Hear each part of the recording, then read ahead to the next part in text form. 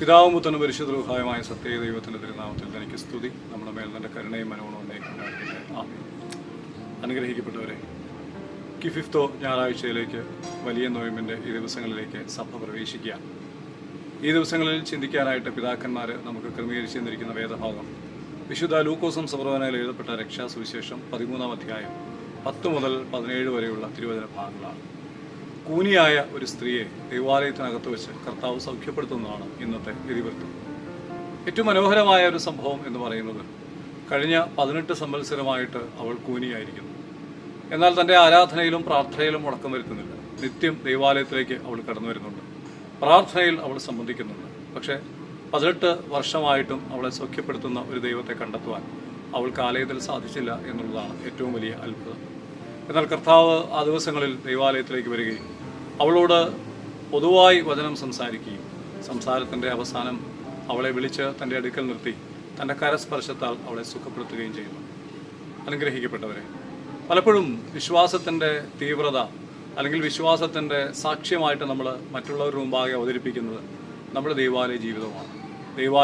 ദൈവാലയത്തോട് ബന്ധപ്പെട്ടും ഞാൻ ഇന്നും ജീവിക്കുന്നു, അതുകൊണ്ട് ഞാൻ ദൈവത്തിൽ വിശ്വസിക്കുന്നു എന്നൊരു ബോധ്യം നമ്മുടെ മനസ്സിലും മറ്റുള്ളവർക്കും സാക്ഷ്യം നൽകുവാൻ പരിശ്രമിക്കുന്ന ഒരു കാലഘട്ടത്തിൻ്റെ മധ്യത്തിലാണ് നമ്മൾ ജീവിക്കുന്നത്.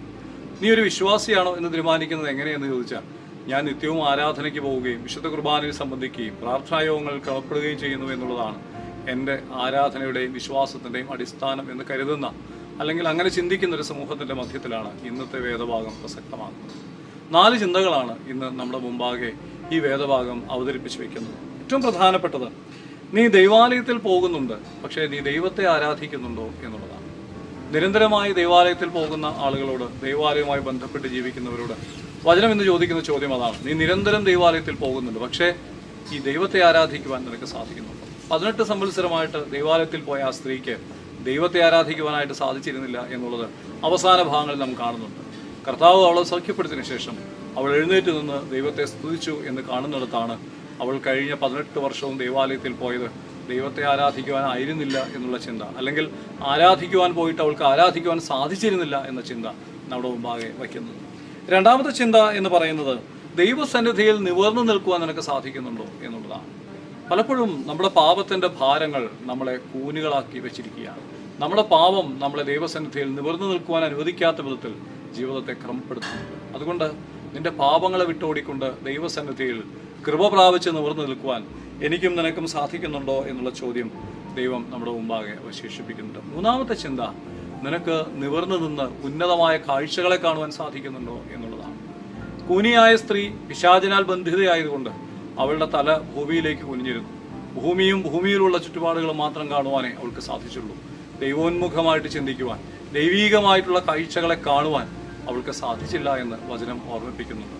പ്രിയമുള്ളവരെ, ഉന്നതമായി ചിന്തിക്കാൻ നമുക്ക് സാധിക്കുന്നുണ്ടോ? ഈ വചനഭാഗത്തിന്റെ അവസാനം ആ ദൈവാലയത്തിന്റെ പ്രധാന പുരോഹിതനെന്ന് വിശേഷിപ്പിക്കാവുന്ന, അല്ലെങ്കിൽ അതിന്റെ പ്രധാന കായ്ക്കാരൻ എന്ന് വിചാരിക്കുന്ന ഒരു മനുഷ്യൻ കർത്താവിനോടൊരു ചോദ്യം ചോദിക്കുന്നുണ്ട്. നിനക്ക് സൗഖ്യമാക്കുവാൻ ഈ ദിവസമേ കണ്ടുള്ളൂ. അവൻ മറ്റുള്ളവരോട് ചോദിക്കുന്ന ഒരു ചോദ്യമുണ്ട്, നിങ്ങൾക്ക് മറ്റ് 6 ദിവസങ്ങളുണ്ടല്ലോ, ഇന്ന് മാത്രമേ സൗഖ്യം പ്രാപിക്കുവാനായിട്ട് സാധിക്കുകയുള്ളൂ. ആ ചോദ്യത്തിന്റെ അർത്ഥം, ദൈവത്തോട് ചേർന്ന് നിൽക്കുന്നു എന്ന് വിശ്വസിക്കുന്നവൻ, ദൈവത്തെ ആരാധിക്കുന്നു എന്ന് വിശ്വസിക്കുന്നവന് പക്ഷെ ദൈവോന്മുഖമായി ചിന്തിക്കാൻ സാധിച്ചിട്ടില്ല എന്നുള്ളതാണ്. ആ ചോദ്യം ഇന്നും നമ്മുടെ മുമ്പാകെ പ്രസക്തമാണ്. അവസാനമായിട്ട്, നീ ബന്ധിതനാണെന്ന് നീ തിരിച്ചറിയുന്നുണ്ടോ എന്നുള്ളതാണ്. കുറവുകളെക്കുറിച്ച്, മറ്റുള്ളവരുടെ കുറവുകളെക്കുറിച്ചും മറ്റുള്ളവരുടെ കുറ്റങ്ങളെക്കുറിച്ചും ചിന്തിക്കുമ്പോൾ ഞാൻ സ്വയമേവ ബന്ധിതനാണെന്ന് ചിന്തിക്കുവാൻ എനിക്കും നിനക്കും സാധിക്കുന്നുണ്ടോ എന്നുള്ളതാണ്. എൻ്റെ കുറവുകളിലേക്കൊന്ന് കണ്ണോടിക്കാൻ, ഞാനൊരു കൂനിയായ മനുഷ്യനാണെന്ന് തിരിച്ചറിയുവാൻ എനിക്ക് ഇത്രയും കാലത്തെ എൻ്റെ ആരാധനാ ജീവിതം കൊണ്ട് സാധിച്ചിട്ടുണ്ടോ എന്നുള്ള ചോദ്യം വളരെ പ്രസക്തമാണ്. 4 കാര്യങ്ങളാണ് ഇന്നത്തെ വേദഭാഗം നമ്മളെ ഓർമ്മിപ്പിക്കുന്നത്. ഒന്നാമതായിട്ട്, നമ്മൾ ദൈവാലയത്തിലേക്ക് പോകുന്നുണ്ട്, ആരാധനയിൽ സംബന്ധിക്കുന്നുണ്ട്, പക്ഷേ സത്യദൈവത്തെ ശരിയാം വിധം ആരാധിക്കുവാൻ സാധിക്കുന്നുണ്ടോ? രണ്ടാമത്തെ ചിന്ത, ദൈവസന്നിധിയിൽ നിവർന്നു നിൽക്കുവാൻ നമുക്ക് സാധിക്കുന്നുണ്ടോ? മൂന്നാമത്തെ ചിന്ത, ദൈവോന്മുഖമായ കാഴ്ചകളെ, അല്ലെങ്കിൽ ദൈവോന്മുഖമായി ചിന്തിക്കുവാൻ, നമ്മുടെ കാഴ്ചപ്പാടുകളെ രൂപാന്തരപ്പെടുത്തുവാൻ നമുക്ക് സാധിക്കുന്നുണ്ടോ? ഏറ്റവും അവസാനമായിട്ട്, നീ ബന്ധിതനാണ് എന്ന് നിനക്ക് തിരിച്ചറിയാൻ സാധിക്കുന്നുണ്ടോ? കൂനിയായ സ്ത്രീ നമ്മുടെ മുമ്പാകെ നിവർത്തി വെക്കുന്ന ചിന്തകൾ 4ആണ്. ദൈവോന്മുഖമായൊരു ജീവിതം, ദൈവത്തെ നിവർന്നു നിന്ന് ആരാധിക്കുന്ന, സത്യദൈവത്തെ ആരാധിച്ച് അവനിൽ നിന്ന് കൃപ സ്വീകരിക്കുന്ന ഒരു ദൈവോന്മുഖമായ ജീവിതത്തെ ക്രമപ്പെടുത്തുവാൻ ഈ ചിന്തകൾ നമ്മളെ സഹായിക്കട്ടെ എന്ന് പ്രാർത്ഥിച്ചുകൊണ്ട് വാക്കുകൾ അവസാനിപ്പിക്കുന്നു. ദൈവതിരുനാമം മാത്രം ഒറ്റപ്പെടുമാറാകട്ടെ. ആമേൻ.